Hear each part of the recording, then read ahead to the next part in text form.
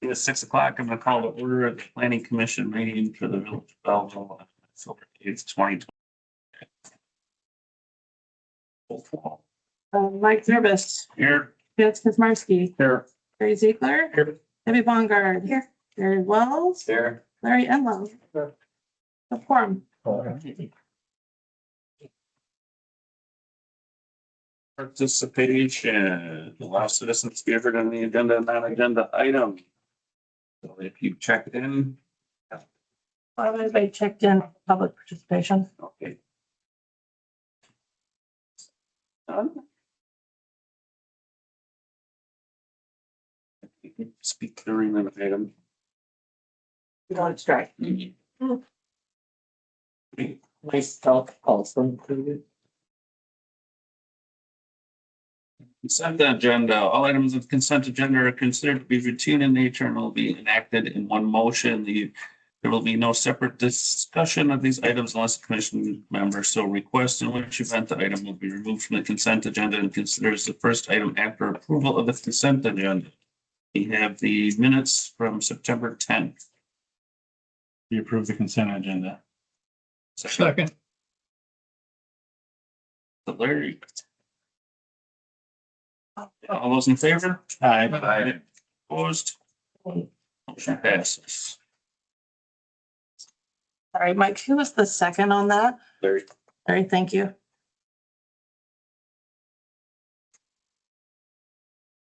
Yeah. First item is rezoning application for 637 Village Drive. Yep, understand you guys discussed this last time when I was on vacation. I didn't change up the memo at all. I spoke to Jim after I came back. My understanding you guys wanted to take a look at possibility of rezoning it into 2 single-family lots. So it is possible, but not without a hiccup. So the lot is large enough to qualify to be split into 2 of the smallest single-family residentials, the high density. However, it doesn't meet the road frontage requirement. And so it's short by less than a foot for what would be each lot.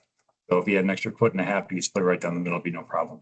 So that would require him to go for a variance and then rezone to single family, high density. So it's possible, but not without going through the variance process.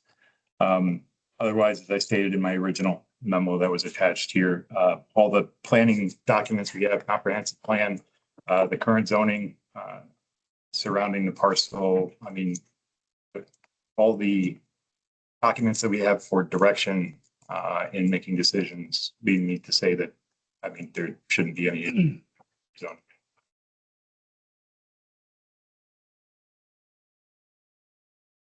Yeah, I mean, after me, I went, and when Ian came back from vacation, I kind of went with Ian and the engineer just to look down that road, and we were short about almost a foot to split them, but at the end of the day, after the engineer kind of put the lot on the house on the lot, you know, it left like 6 feet on one side and maybe 8, 6, or 7.5 feet on the other side. Just, I thought maybe it would look a little lot place to so close to the lot lines, whereas the condo, the zero line condo would be, you know, a lot more side room and might look a little bit out of place.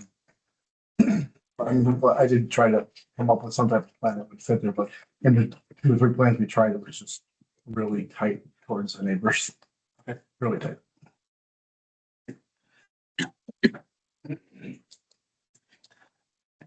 Did you say condo, Jim? Or duplex? It's a zero lot line condo. So when it will look like a duplex from the outside, but each person will own their own side. So it's still for 2 families, Yes, at correct. least 2 families. Yeah, 2 families. Yeah. The front 2 little spaces. Yes. And there's a garage. I haven't seen Yeah, it. there's a 2-car garage on each side. Yes. Right. Is it customary to do spot zoning like that in the village? And just because it's not contiguous to another parcel, it's similarly zoned, doesn't mean it's spot zoning. I mean, if we were to plop down like an industrial lot in there, then yeah, it would be spot zoning. But even our comprehensive plan specifies that it's for low to medium density housing, which includes duplexes and duplexes of the residential uses. So it is consistent with our comprehensive plan. And there are the like zoning, I mean, on the same block. I have another. Okay.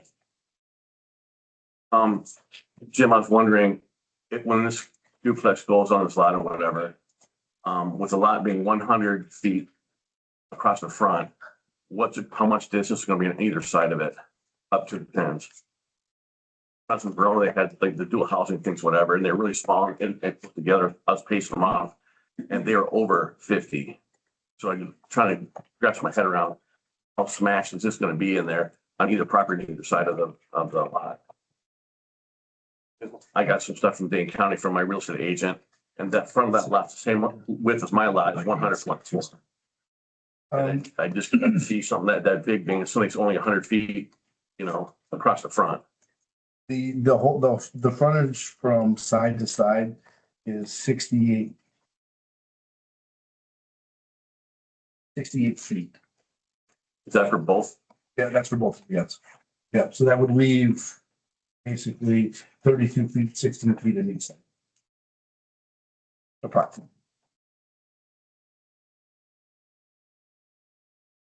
That's, Anybody on the commission have any comments? I don't think there's much we can do. So you're saying from Mark? We can change the ordinance back to what it was. Well, based on what we have to have a reason why would not approve. There's no violation of the ordinance. Well, this was kind of the one part of this was like, and then reducing the lot size, and it's almost, we had a discussion. And I know the discussion said we're coming back to the planning commission for approval, but it's almost like we understand. The question is, does it comply with ordinance? Does it comply with zoning? What's it gonna look like?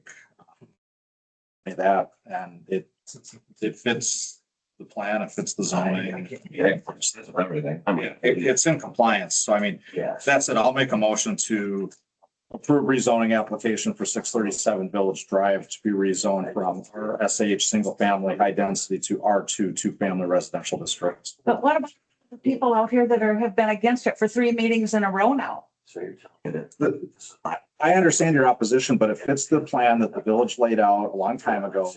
And I mean, what exactly is your problem with building housing in the village? It's all single family up Okay, there. and these are 2 single family units. They're owner occupied. They are a duplex. Okay, they're condos, they're owner occupied, the same as everyone else's single family home in the village. What is your opposition to people owning homes? That's not my opposition. Okay. Well, that's what it sounds like. You don't want housing and you don't want people to own homes that are affordable in this village. That's what I hear. Second, I did not say anything about opposing housing. I am opposing a duplex. And so are the other people here. And you're not giving anybody any chance again.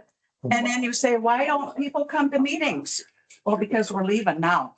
Because you don't listen to us ever. Hang on. okay, we're in discussion. We have a motion on the table. It's in discussion. Anyone on the commission have anything to add? Comments? The boxes are all checked. There's nothing we can do about it now. Judy? May I make one more comment? That is part of the village's older neighborhood. I look at the demographics in there and people who are sitting here, I need your help. Yes, there are units there that have multiple apartment buildings. When I've been through the neighborhood to visit individuals in that neighborhood, the demographic of those apartments are older people. Part of my issue is it's an older neighborhood where people have lived there for basically majority of their years here. And they build a neighborhood relationship where they take care of one another, where they make sure that driveways get plowed if one of the residents in that neighborhood is unable to, mow their lawn. Where are you going with this? And what I'm going with this is that should be part of our zoning. That we look at the demographics and keep the consistency of the neighborhood. Well,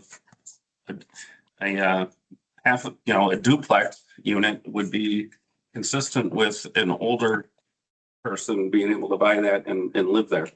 Unless And it's gotta be. we can't built. put an ordinance out there to get along with your neighbors and work with your neighbors. So I mean, what I'm hearing is you want the village to screen who moves to the village. No, I don't.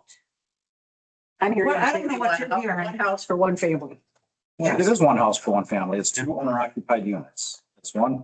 You just house for one contradicted family. yourself.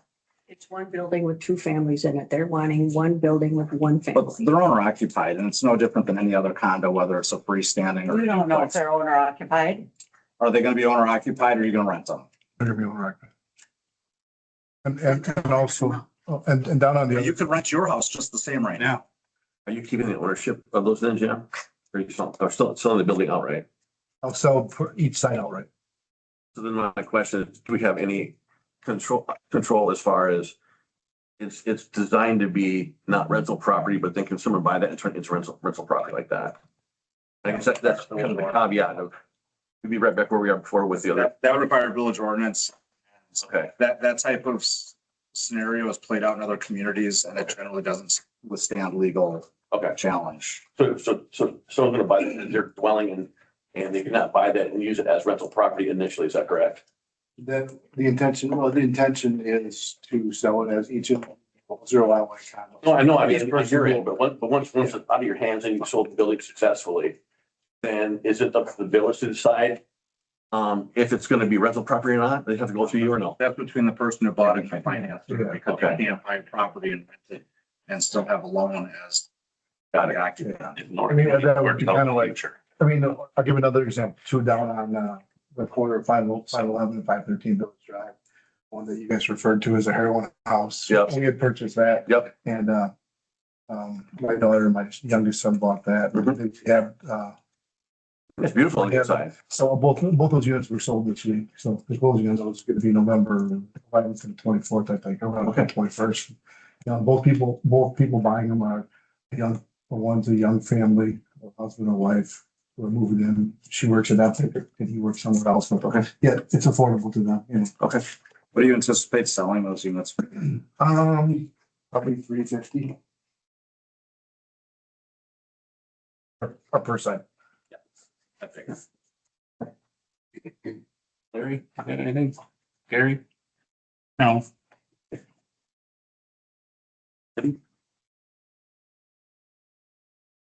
so you said what you need to, Chance.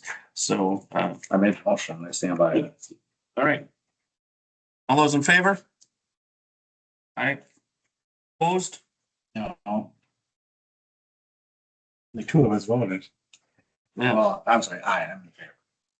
But yeah, I'll vote yes, just because I think we have to. I don't think there's anything that I could, as a planning commission member, vote against because it isn't compliance with the ordinance. So I vote yeah. And I'm the same. I'm only for it only because I have to. Because we can't do anything about it. okay. Gary was a no. Right. And then, Larry, did you get a vote? So no. Okay. It's not a 5-2. Motion passes 4-2.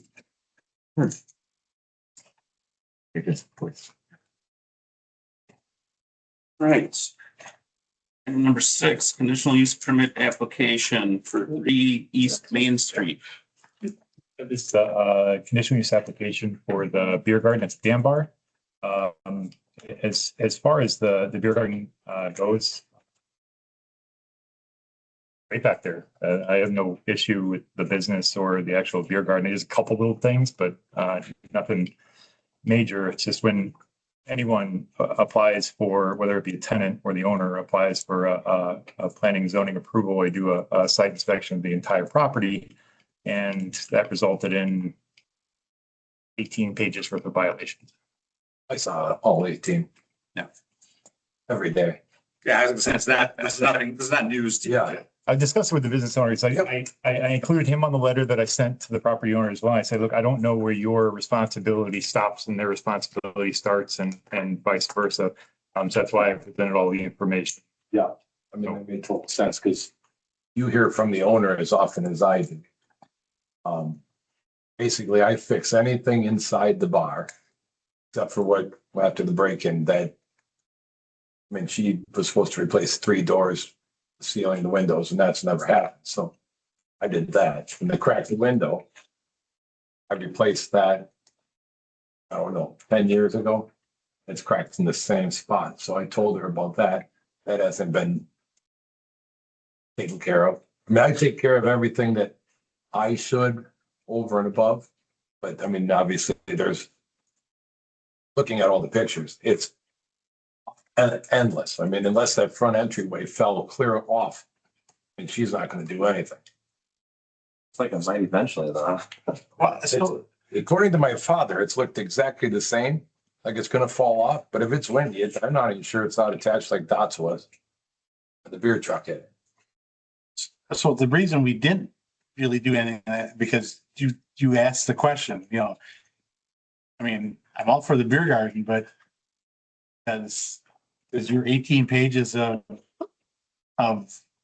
issues overrule giving. It's all the way. I mean, Gary, I'm not gonna lie, it looks the same as it did 15 years. Yeah, oh yeah, I agree. And I've seen, I'm not fighting you guys on anything other than the fact that, I mean, I could spend tens of thousands of dollars to clean it all up. Sure. But What kind of legal remedy do we have against an owner of a property? It's kind of a big question. And so depends. And in all honesty, there's only one more event this year in 2 weeks, and that beer garden will be closed down until next, So as far as the beer garden proper, there was like one part of the fence that was a little rotted. that back area, yeah. And there was, I think it was just signage that wasn't there that's required. That was it. Like everything else was, like I said, just the rest of the property. And as far as like what we could do about the property, so the property owner never picks up registered mail. I've sent 3 letters and I know that Cody sent one. He was here before over the last year, let's say, and they've been issued no less than 2 citations. There's 3 that I know. Citation? Yeah. Oh, okay, so there was another one in there. Yeah, there was another batch years ago, and this is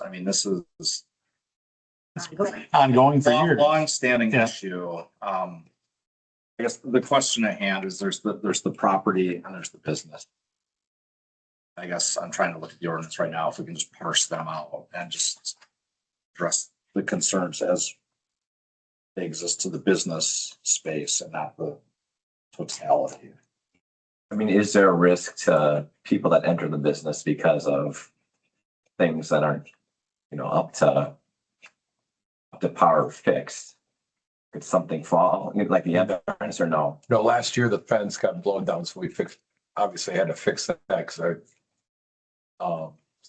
so I got a hold of Kim on that, or I contacted Kim on that. She never got back to me, so we fixed the fence. It's very unfortunate. You seem like a good business owner. I've honestly been friends with I don't want to penalize her family for years. So when you give her rent checks, drop them off in the mailbox, because that's what you're going to hear. And unless she needs something, I mean, I don't hear from her. So does it pose a risk to the customers in terms of? I'm not qualified to say it. There's nothing that screams at me a health and safety issue. I mean, I'm not a mold expert. There was mold there. I have no idea if that's a health issue. I mean, Chance or the building inspector would be the ones to comment on whether there's, public health. Well, Chance has been there in the inside where we chemically cleaned the whole wall because that was covered. Yeah. I mean, I used to do mold remediation. I haven't in a long time, but I haven't seen anything when I've been in there that like immediately screams problem. I guess back to the question at hand. So when you look at the ordinance 320-19 beer garden permit, it just refers repeatedly to the licensee. So that would be Pete's. It's not the building. So I think it's the business itself. And I guess if we narrow it down, and then Ian, correct me if I'm wrong here, or if we narrow it down to the business itself, the concern is signage. And was there some still outstanding issue with the fence, or just signage? I haven't had a chance to go over and take a No, look. it's that board on that back strip. on the north It's just side. starting to rot. Okay. Yeah. I mean, so if we address those things, And that was basically there when they concrete. Yeah, that's been there since there, and I'm sure the concrete did it no favors.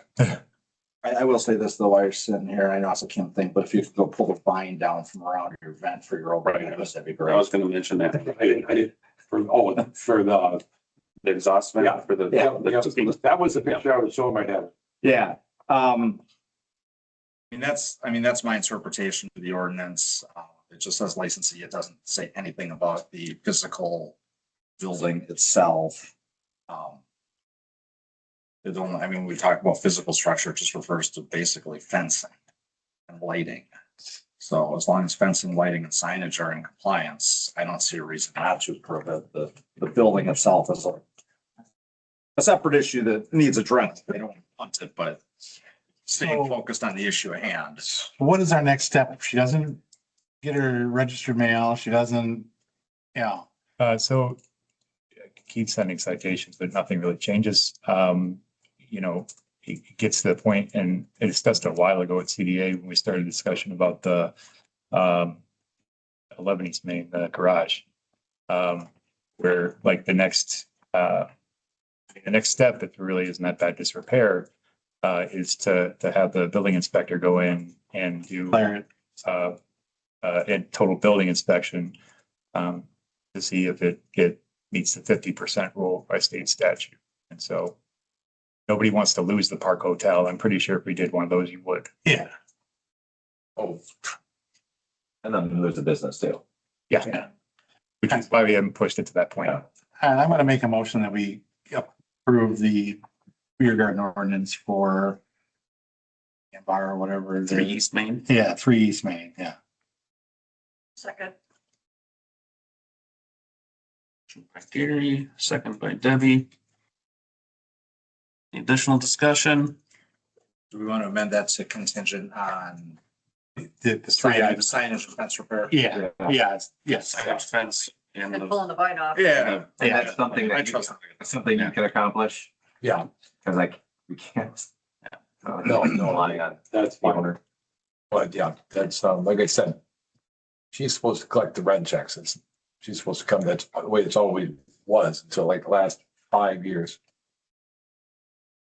So now I just I load bet them up. if you didn't send the rent check, you'd probably come see you, but Last time I tried to call her about some of her voicemail. So last text I got from her is I'll be down. She's asked if I wanted to go out for a drink and I'll be down. I said, I don't drink. And I've never heard anything back. Should have said I'll buy. No, I'm broke. Time's tight. Right. Fair. Any other comments? Okay. All those in favor? Aye. Opposed? Motion passes. Thank you. Tear down those vines tomorrow. Hopefully it doesn't tear the whole sign. yeah, right. Yeah, the fire department goes, I will know what happened. So, The date. You have to be careful with that because I didn't even know until Chance pointed it out, but the vine's growing inside the storm window. Oh, I know. So don't pull too hard. Whole spray what you can, Roundup, whatever. They just cut it off. Yeah, just cut it. All right. Item number 7. Here, rezoning application for West Village. Thank you. Good. They'll light enough to get something done.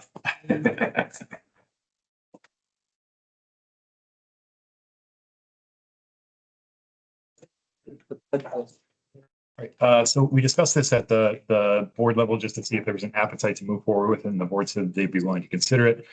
Basically what's happening is the West Village condo association set up a PUD where it's one lot with 27 single-family homes built onto the one lot, it's set as a condo association.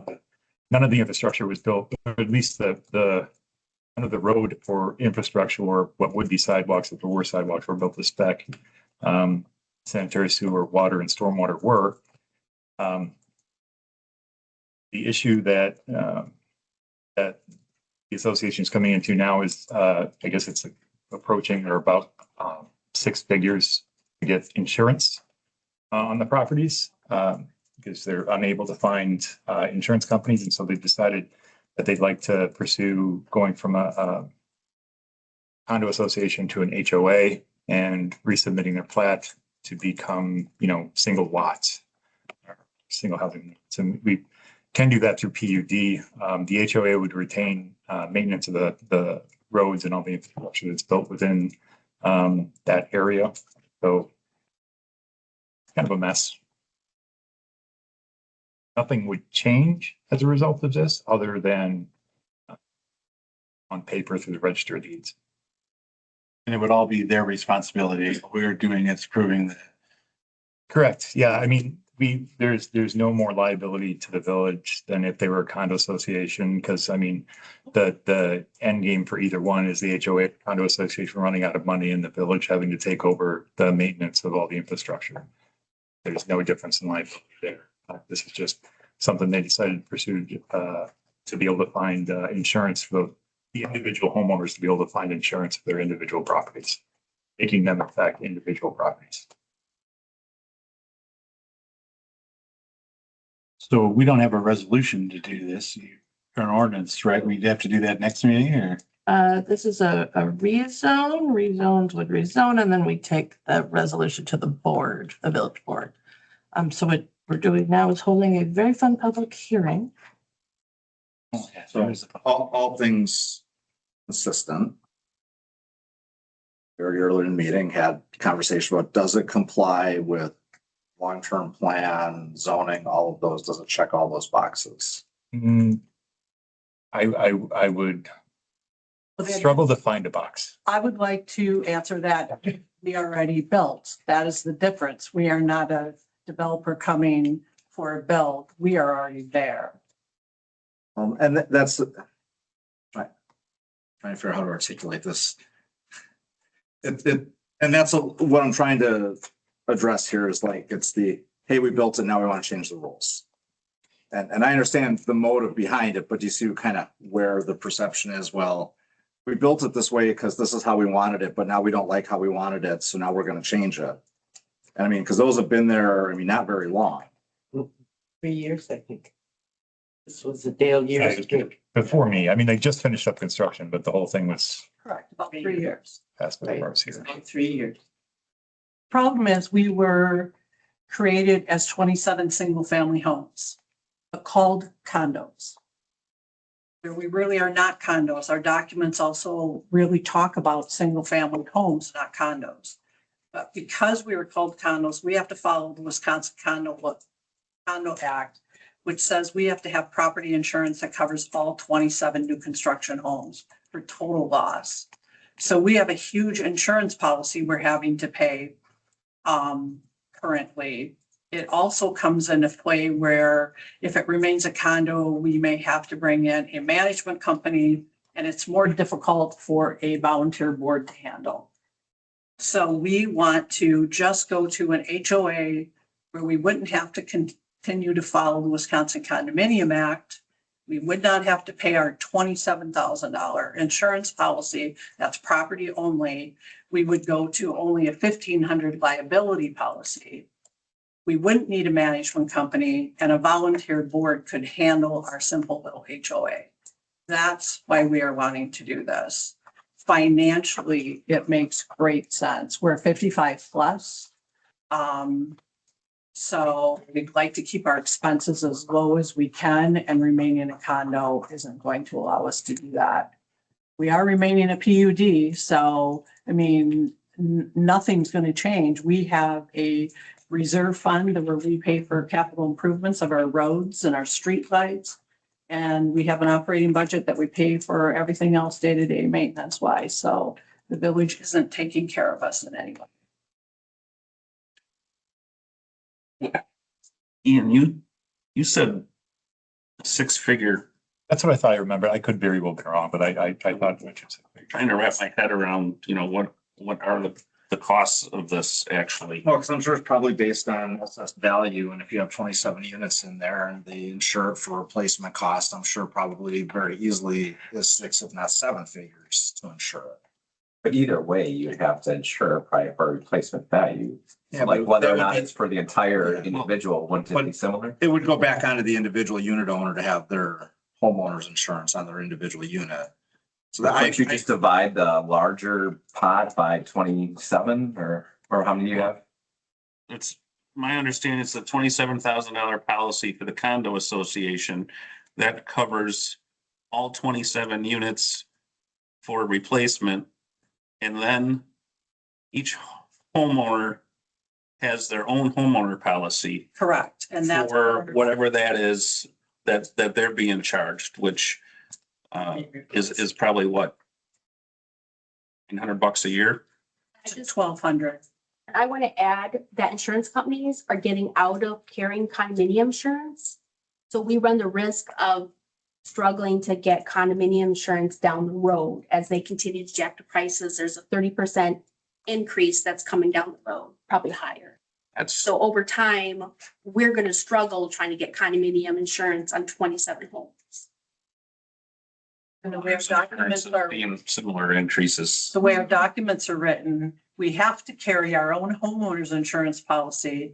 But because of the Wisconsin Condominium Act, the condo also, or the association has to cover a policy to cover all 27 homes. So we are having to double insure. Sure.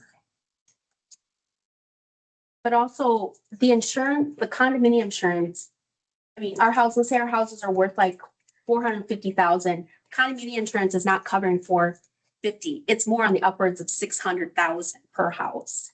So it doesn't equate to the value of the house. There is an added value. Yeah, but so that's what drives the cost up higher than you think it's gonna be. That's a struggle. I have a question. Go ahead, Judy. Can you not go back and have an attorney look at those documents and have the wording changed to make it? We have a law firm, Kamen and Cusimano, that we're working with, and this is the route that we have taken with Kamen and Cusimano to deconvert to an HOA. Okay. Yes, we have a law firm. They're redoing our documents, and that's who we're working with. So, and after that, then when the documents change, the opportunity to get in reasonable insurance should be available. Not for the Wisconsin Condominium Act. We have to get out of under that. We have to follow Wisconsin law. Okay, now I understand that. And the only reason you got that as a condominium, the Wisconsin law is the statute that you have to follow is to take it out of the statute. And I digress. So I guess back to the original question. So when we just looking at the zoning map, I mean, it essentially makes it higher density residential, correct? But then the lots, if you took them as individual lots, they still wouldn't even conform with our current. This is the path of least resistance that Rick and I discussed. How does it I guess my question is, here's my concern, is that if we do this now, we have a developer who's already come in here and wanted to, have postage stamp lots and build this type of high density. How do we do this, but not create a precedence that allows a developer to come in and do this high of density, single families? I mean, really, the only difference between what has already happened and been built and what could possibly happen and be built is the fact that they want to put lines in between the buildings, imaginary lines. That's the lot lines. It's the only difference between what happened 4 or 5 years ago and what's happening now. Well, and if you're talking about down on the bike trail, that is not PUD down there. So, I mean, this was if you look right across the woods, you originally approved PUD for the 27 single family lots. It's weird that they're both 27. The 27 single family lots in Baker's Woods, and then after we amended the ordinance, just did it back. I mean, we can't do that in this instance because there wouldn't be, none of the lot sizes were good. But Like how close are the lot sizes? Not even close. Look at the map. I It's can't like imagine. it's already existing that they're trying to change. It's not somebody new trying to put something in. So I think there's a difference right there. In my small brain. Yeah, I would agree. And there's no impact to the village in any other way. Correct. Yeah, I mean, as long as The they, question would be, what if the HOA does fall apart? Now the village is. Our lawyer says that that liability has passed since all the homes are sold. In an HOA, all the cost goes to the homes. So if something comes up, that cost would be divided between the 27 homes. There is no liability to the village. But what I'm saying is at some point, the HOA could fail and go away.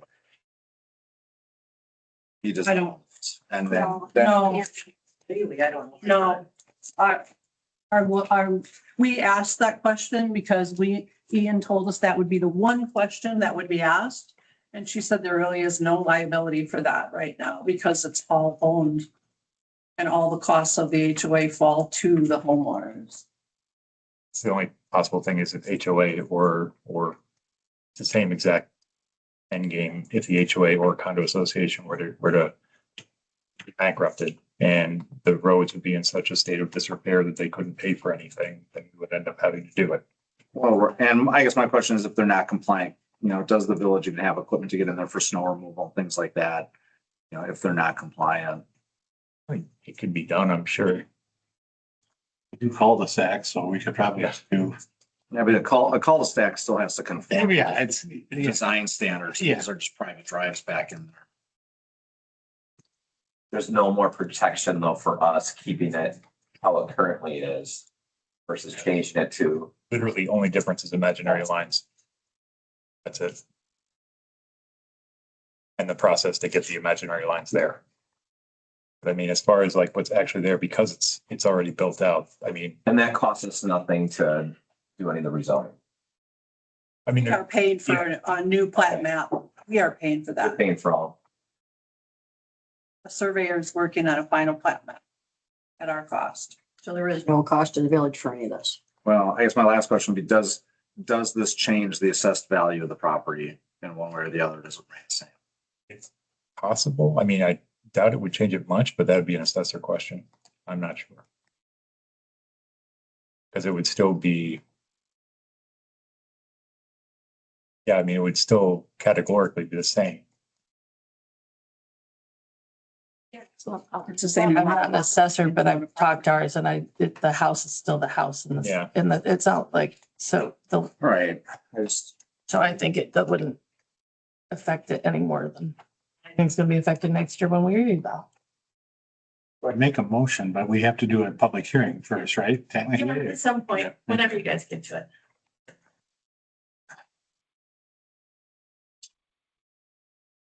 Presentation part. All right. So I will now open the public hearing at 6:38 PM. Okay, so the public hearing was published in the Postmaster Recorder. I verified it on September 18th and 25th. I did not receive the affidavit of publication. So if I do, if anyone wants to see it, you're welcome to come ask me. It was also posted at Village Hall, the library, and at the Village Belleville website on the 3rd. Need for additional public participation. No one signed up for this portion of the meeting. Are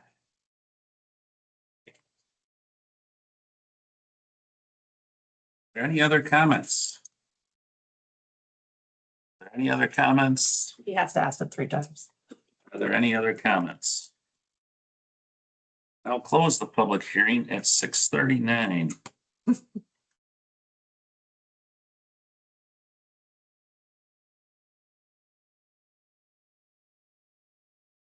Discuss, consider rezoning application. So I'll just make a motion so we have something to vote on. But I'll make a motion that we approve the rezoning for the so we're West Village, William Terrace and Bonnie Lane.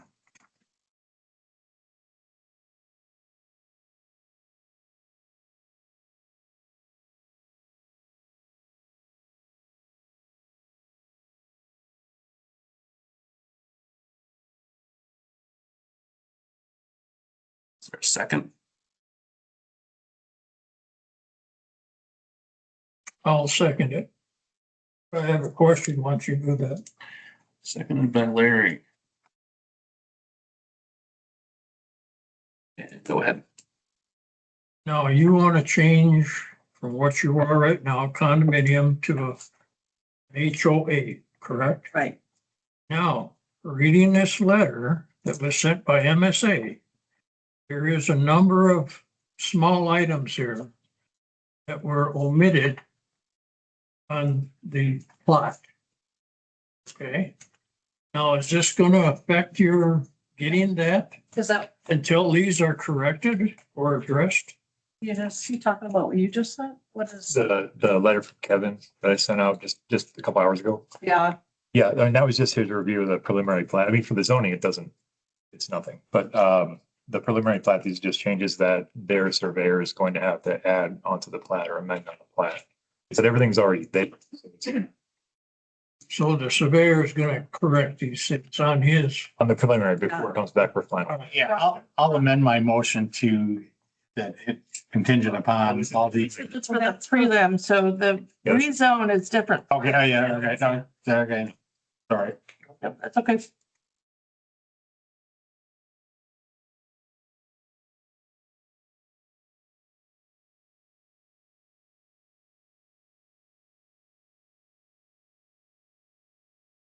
Exactly, are we rezoning this from and to? Is it a PUD to a PUD? Yep, Clear as mud. yeah, it is. Yes, very good. Find a box. Can't find a box to check here. So that being said, it's a new PUD, but it's an old PUD. Is it otherwise in compliance with the requirements for a planned unit development? I mean, does it meet the landscape and the lighting, all those things as any other PUD would? Usually with a PUD, you've got to, like, it can be up to a year-long process for the actual build out and for those things to come back, but since it's already built out. Like I said, there's. Did it comply when it was originally built, I guess is my. It should have, Yeah, right? probably. Yeah. It should have, but in that Yeah, neighborhood. and it was just three years ago. Mhm. Yeah, that neighborhood wasn't checked very well. That's why I'm asking. Built it, probably not, but. but that's not our fault. Correct. No, but it could be now because you want to change your PUD. Exactly. That's an assumption, correct, because no one really knows. So I think we need to find out. I agree with you. Too many people have tonight.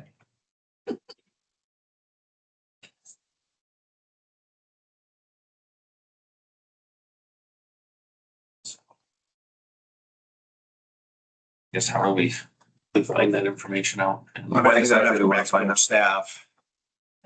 It's in compliance with our PUD Yeah. requirements now. I mean, I'm assuming it was in compliance with PUD when this was passed, you know.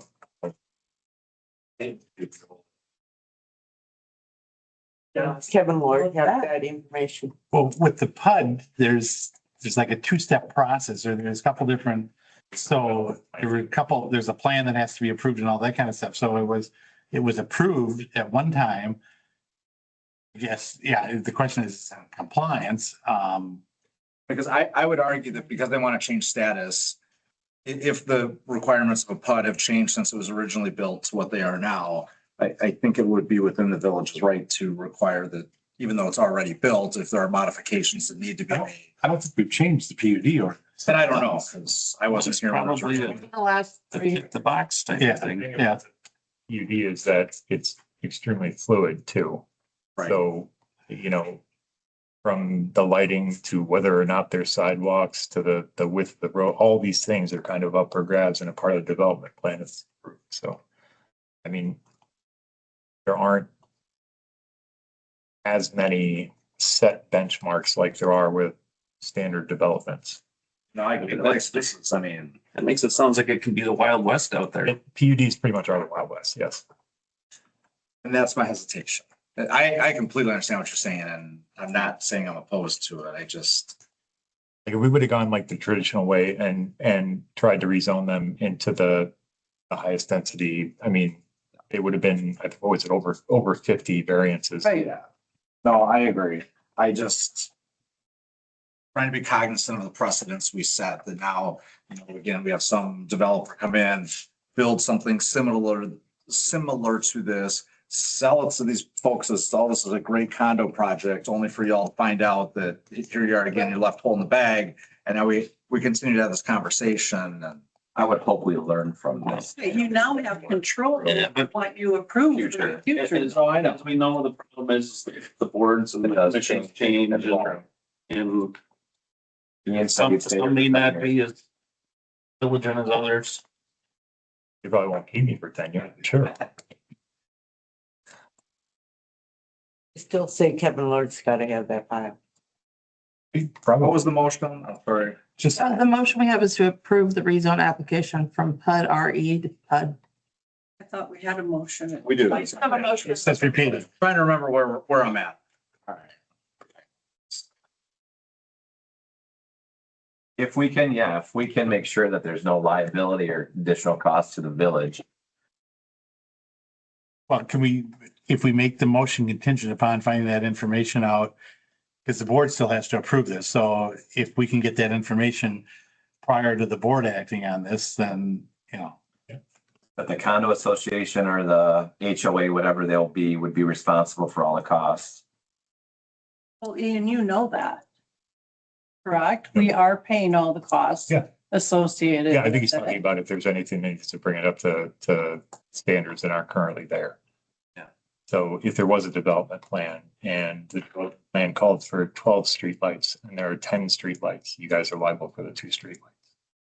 I think is what you're talking about. yeah, I mean, and like I said, I don't think we've changed the PUD ordinance since this PUD went in. So, but, You've never brought up anything like that. We went over this and talked about it a lot. That's never come up though. I did not anticipate. Sorry, I ask hard questions sometimes. And I mean, I don't know how we determine that either. Like you said, the PUDs are kind of Different animal. not as, straightforward and.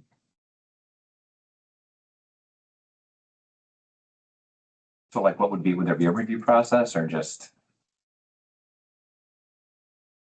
And who would? I don't know. I would have to find the documents. If and where they exist, whether it be somewhere in our files from. And compare that with. What's out there.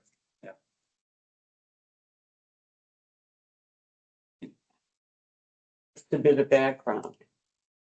Supposedly Verona did a PUD district. And that's how it became a viable vehicle. The one that, there's PUDs all over this I know. Dane County. So, I understand that, Gary. So I guess we have a motion and a second. So are you amending that motion? so I will add on contingent upon review of the PUD documents to make sure that the PUD is met all the requirements of the previously approved documents, something like that. You can word it however you want. meets Current order. current. Yeah, let's put it that way. To verify compliance? Yeah, fair compliance. Yeah, just leave it at that. Thank Yeah. you. So contingent upon review of the PUD documents to verify compliance. Yeah. It's called teamwork, friends. Thank you. Yes. Okay, so we have to vote on the amendment. If you guys are unanimous that you're okay with that amendment, we do not have to vote. Is there any? Unanimous. Okay, then we're good to call that motion. So our motion is amended now. Rezone with contingent on the review of the PUD to meet current compliance standards. Right. So does that mean it is not passed tonight? Well, the board still has to pass it. We don't have the final say on this. Make the Okay, so recommendation. you make the motion that if everything is okay with the PUD, then you're recommending that the board To the board. approves it. That's the motion. Recommend to the board contingent upon, yes. Okay, and so how soon would we know about the PUD, Ian? I'm looking for it right now. So you're, it went up on the agenda, my commission agenda in August. Okay. Anyone else on the commission have any comments, questions?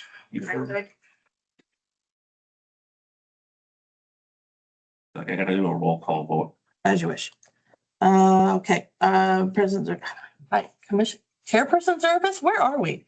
Mike, Yes. okay, Chance, Yes. Gary, Yes. Debbie, Yes. Jared, Yes. Larry. Yes. All right, that's passed 6-0. So page 3. So I have it as J&J Property Holdings requested rezone of lot 39 with the plat title Baker Woods Phase Lot 1. And currently is zoned elderly residential. It's apparently was already rezoned then before that. So we're gonna have to go back further. I can kind of mess with it. Some of that stuff is like changed so many times. So I can see where he brought in, Well, I didn't find the document. but- I'm confused. Because I have a rezoning for that lot to elderly, it asked for a rezone within the plat. The land is described, and currently, but it says it's currently zoned elderly residential RE.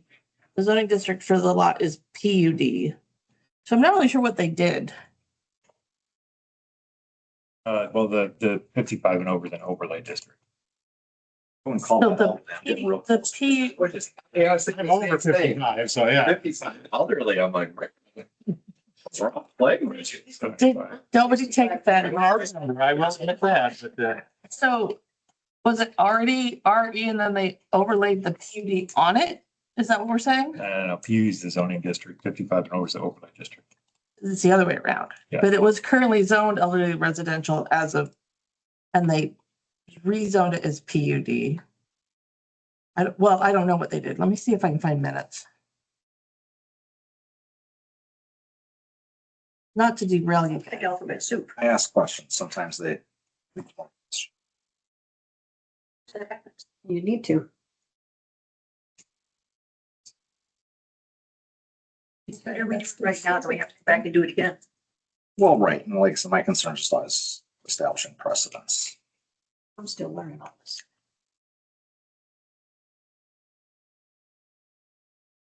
Apparently they did not pass anything in August.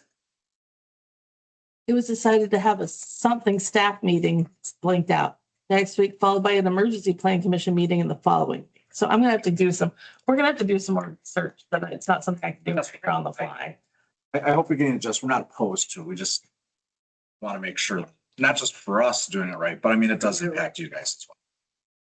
And anybody else who comes before. dotting the i's and crossing the t's. Gary, you were there, man. Go back in your brain. The August meeting? August 2020. 2020. August 2020. I'm 61 now. My memory's not what it used to be. No, it's fine. I understand. That's a lot of meetings between now and then. We'll find it. So what does that leave us with our next agenda item, which is The prelim class. That's why we kind of. Yeah. Prove it contingent on. Gypsies. I'll make a motion that we approve the preliminary plat for the West Village contingent upon the October, the stipulations in the October 7th memo from Kevin Lord.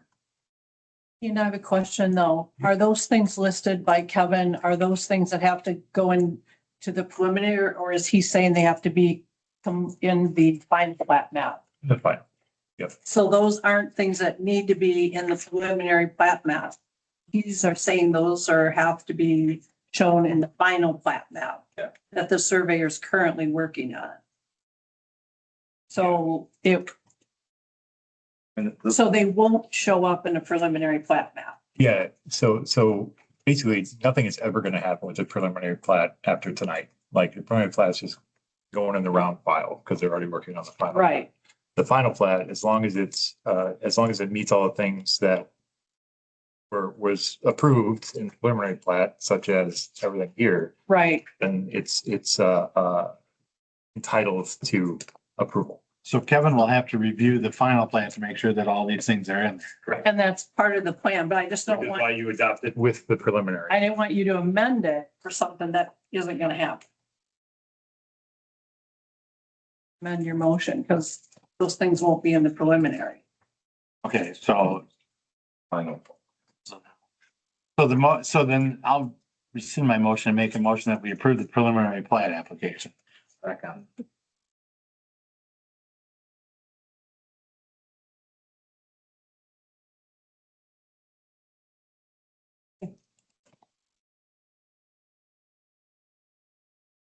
Motion by Gary, second by Chance to approve the preliminary plat application. Any other committee discussion? So the same thing with that, you just approve the motion and then that goes to the board. Is that the same thing? Our Preliminary prelim plat, plat, the final plat comes back here. so your prelim plat gets approved here, and then your final plat will come back here, And then go to. and then go to the board. So they approve the preliminary. Yes. Okay, got it. All those in favor? Aye. Opposed? Passes. Thank you. Yeah, I think. Thank you for doing all the labor. Well, Now a big one. good news. So I found the August 27th minutes, and they tabled everything. And consider ordinance chapters 15 and 16. They're ordinancing.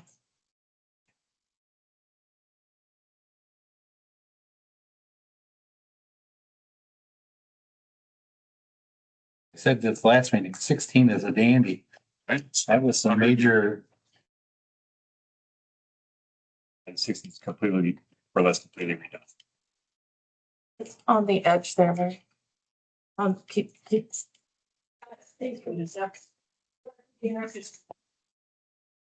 Mary.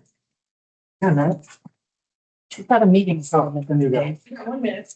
When you go.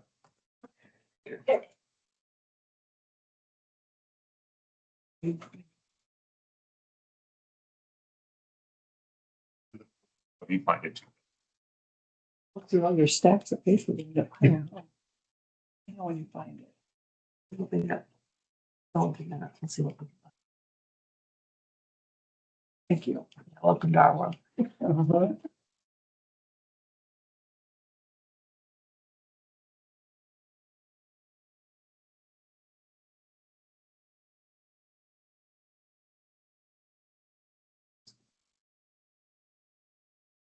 Uh-huh. Huh? That's what we're on.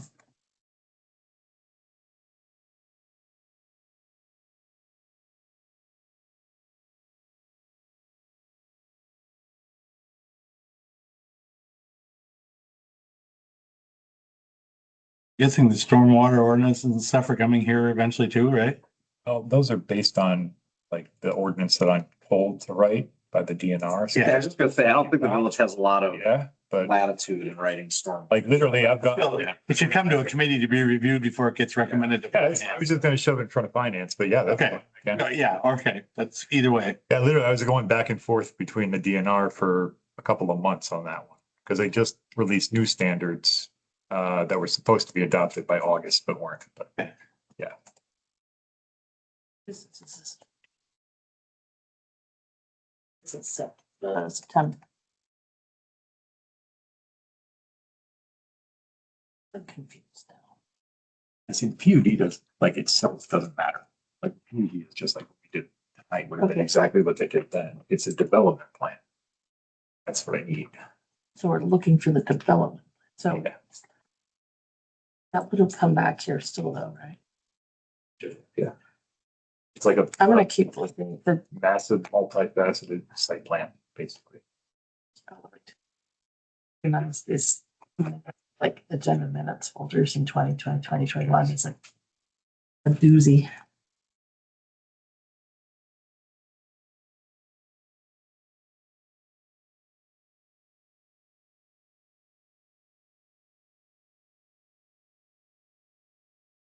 I have marked up copies for you. You can, I'm sure you do. No, I assume you do, Gary. So all the red in here is you, Ian? Huh? All the red in here is you? Yes.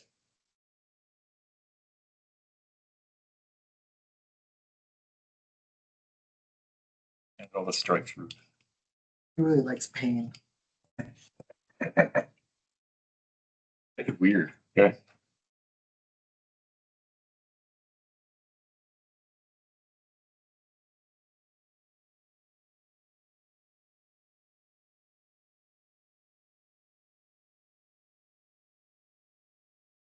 You like in 15, you expanded the process for all the different things in there, rather, a little more step by step. Yeah. Clearer maybe, so.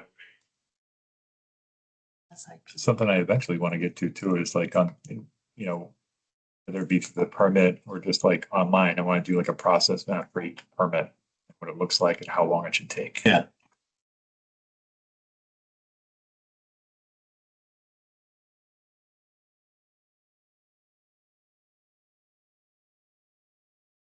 Chapter 15, you'll see it's marked up with, strike throughs in red, but chapter 16, I didn't do that because it would be all Brand new. strike throughs and red. So there's far more that's changed than is the same. And that includes all the zoning districts or the majority of the zoning districts and the zoning map also.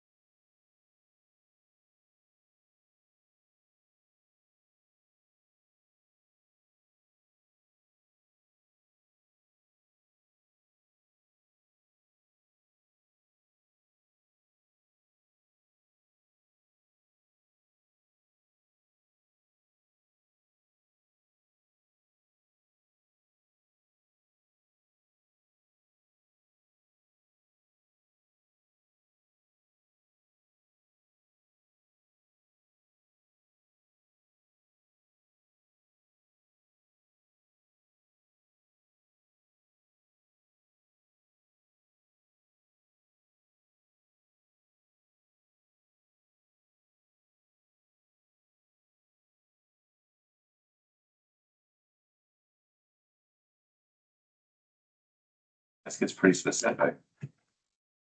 Topsoil finish for a park should consist of natural loam, sandy loam, silt loam. I like that.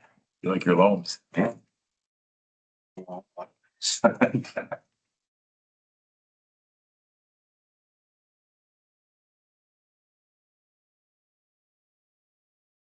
wow.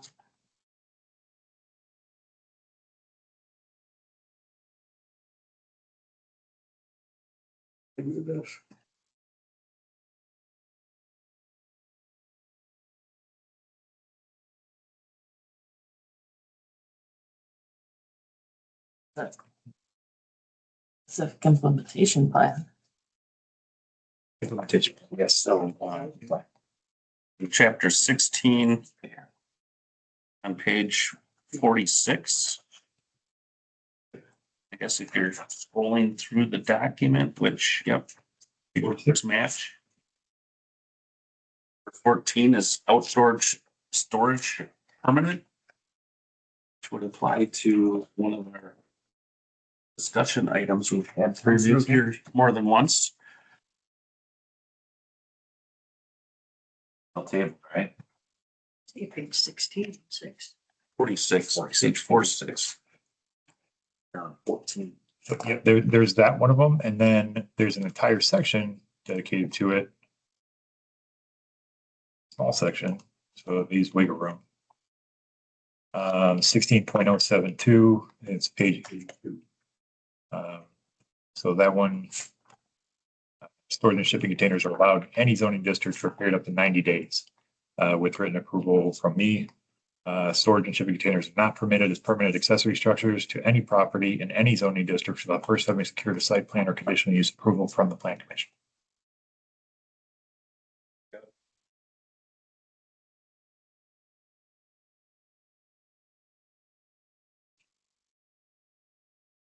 So yeah, so when Mike pointed out, they got 30 days. It's just kind of temporary, sure, whatever, 90 days with my approval. If they want more than 90 days, they got to come to you guys one way or another.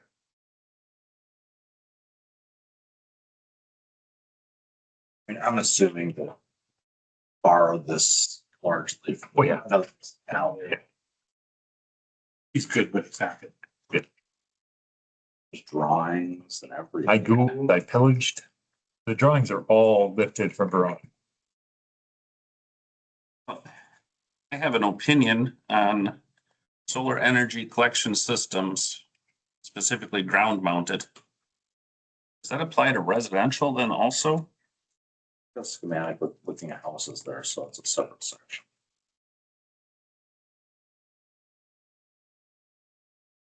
Hey, John. 47.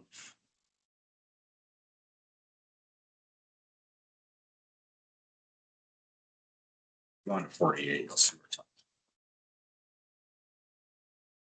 Just roofs versus flat. Well, that's on roof, but that's for roof mounted, but I'm talking ground mounted. Yeah, so like, yeah, The above that.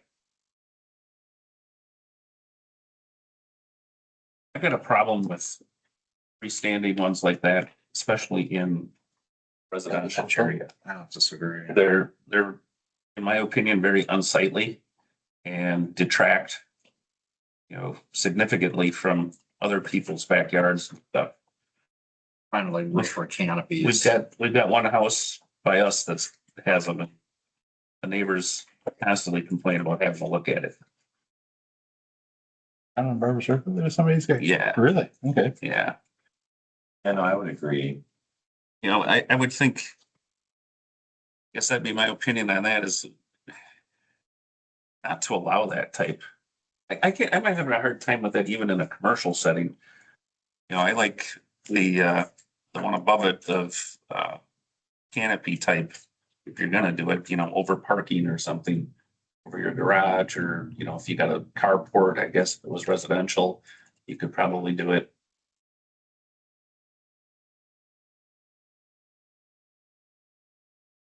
all right, let me look at it.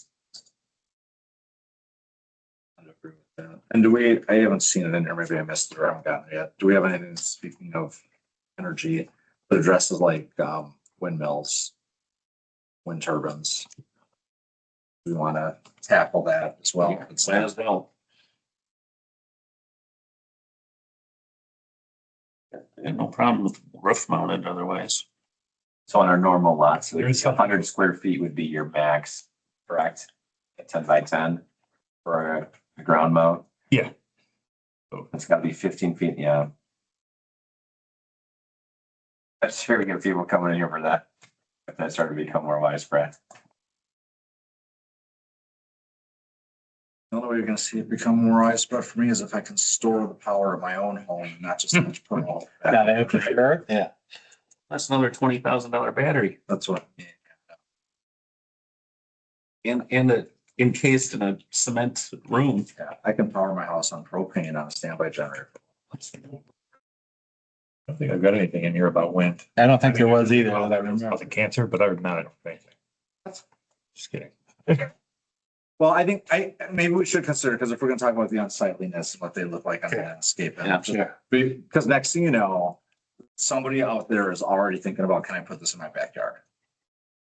Or on my roof? Some large, I had nothing better to do with my backyard. Should I? Or No, it's just very much. people want to build a. That's true. I don't like trees. right. I guess Windmill. I don't have a problem with a small wind generator on some, like roof mounted on someone's house, if it doesn't exceed a certain height. Could you even put a windmill on a roof? On a house roof? Would it be structurally sound? Yeah, that's what I want. Structurally. Well, it depends on how big it is. I mean, they make small ones like this. Yeah, that's true. That are like your fan. Yeah. I've kind of looked at that stuff of, I hear there, right here, you can buy them for Yeah. $1,500. they might have a 3-foot diameter or something. Yeah, I guess that's no worse than putting a dish on your roof or whatever, so, but Yeah, whatever that ordinance would be, would yeah, but probably mean no ground mounted. It's actually covered under chapter PSC 128, wind energy.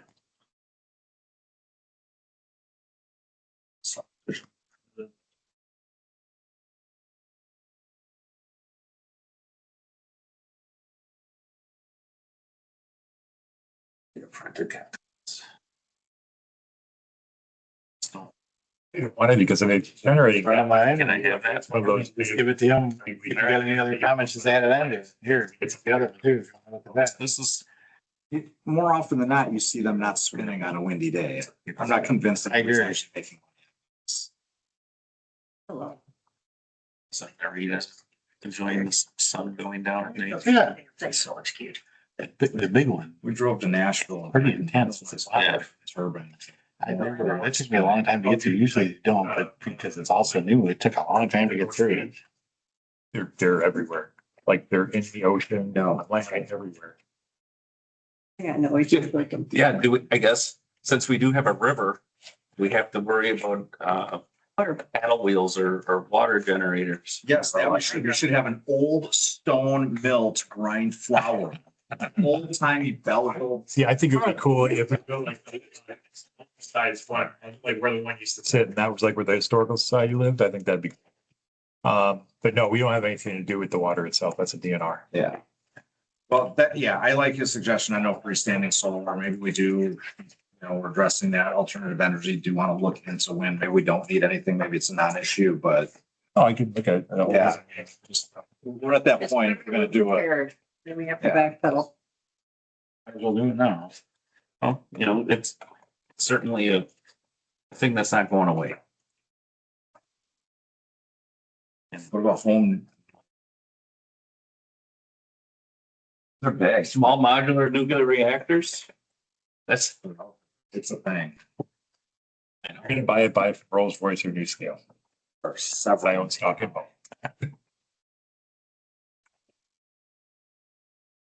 Does Dane County even have a zoning ordinance? It'd be interesting if they had a windmill, you know. I bet you they do. Like I said, the state does. I just found a wind energy system. I thought you were gonna say nuclear, and I'm like, actually, yes, they do. Because there's a nuclear reactor at UW. There's several across Dane County. Oh, really? Yeah, I didn't know that. smaller ones, but yeah, I knew there's one at UW. there's two in Fitchburg. so. Since we're talking about electricity. So there's any parking lot that's over 50 spaces must have an electric vehicle charging station. Yep. So that will mean, wait, are there 50 spaces in Sugar River Park when it's redesigned? There are, So there would have to be an EV charger there? according to ordinance. Well, if it was built before the ordinance was enacted, no, but if it's built after. That ain't gonna happen. That ain't gonna happen.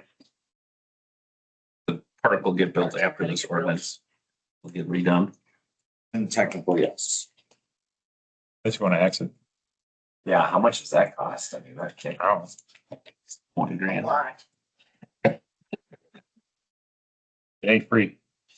I would.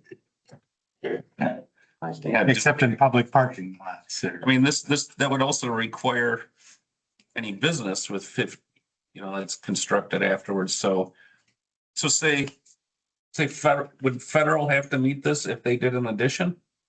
Or expanded their parking lot? Yeah, so right now it's legal non-conforming. If they were to change the size, shape, makeup of the parking lot at all, then yes, they would. They want to cause businesses to have to do that? We could up the number or, you know, because Can they be grandfathered in?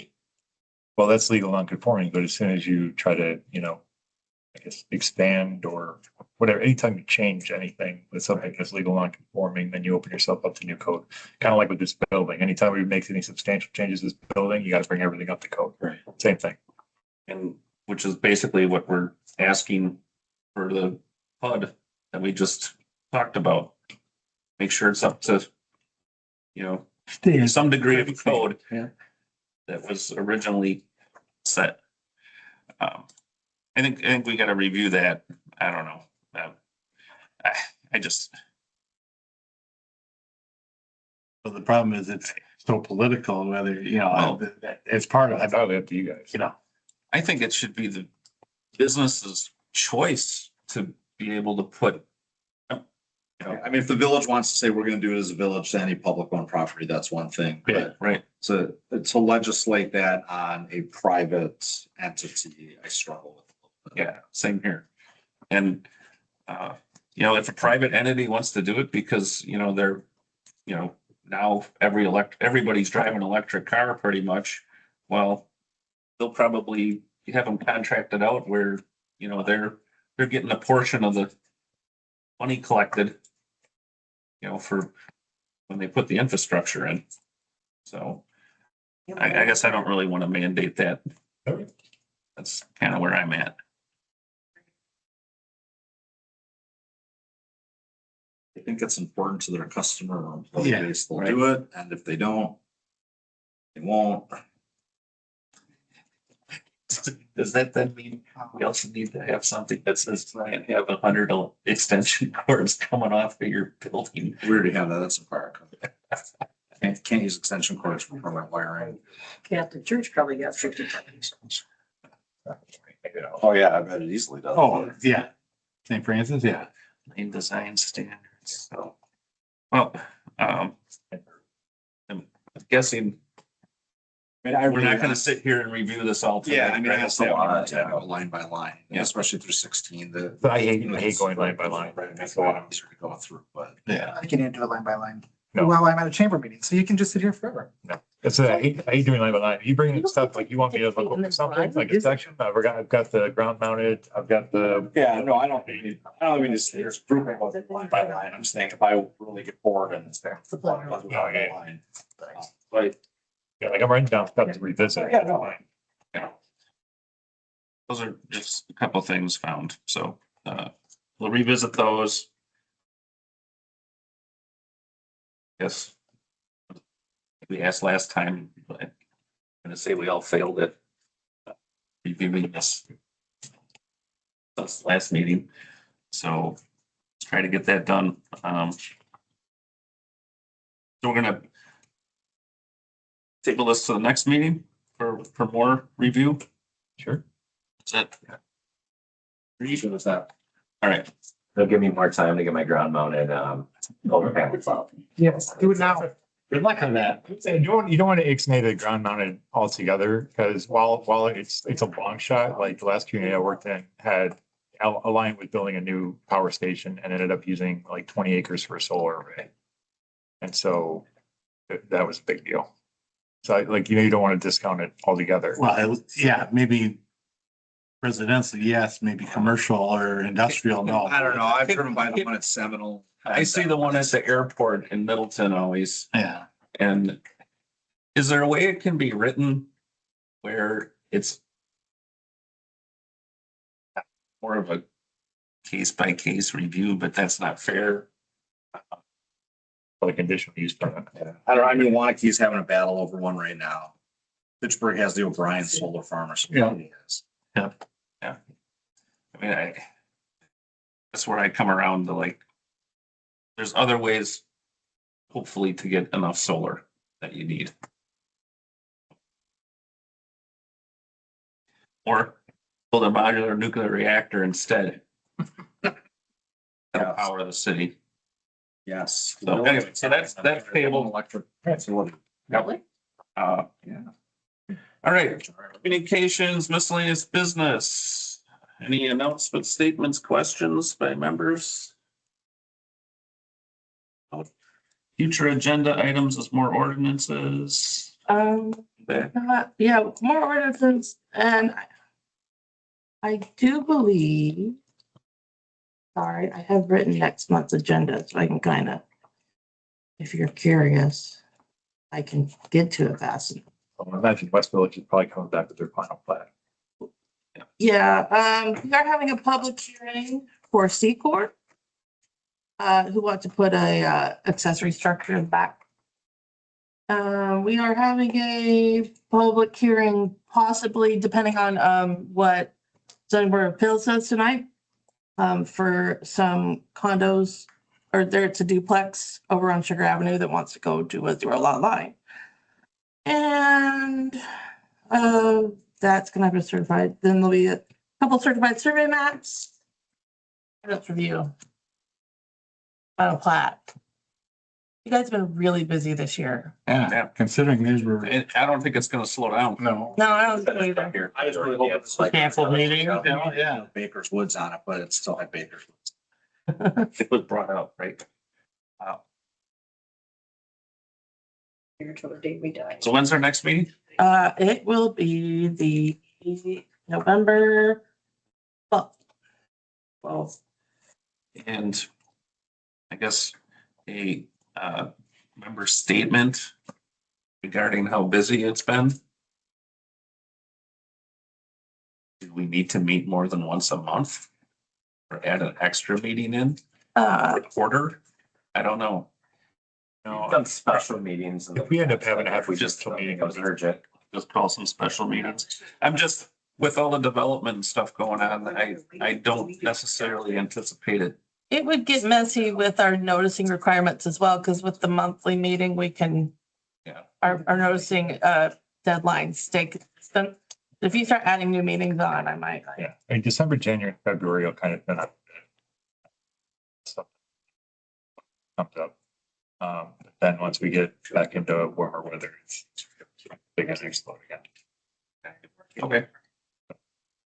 Just a thought. Hunting season I damage. thought it was one I liked. You'd like to see us, Mike. You would entertain a motion. Motion to adjourn. Adjourn, second. Second. And then everybody can't second. In favor? Opposed? Just pick. Whoever's got to be. Who- We are adjourned at There's got to be 7:21. order for it, right?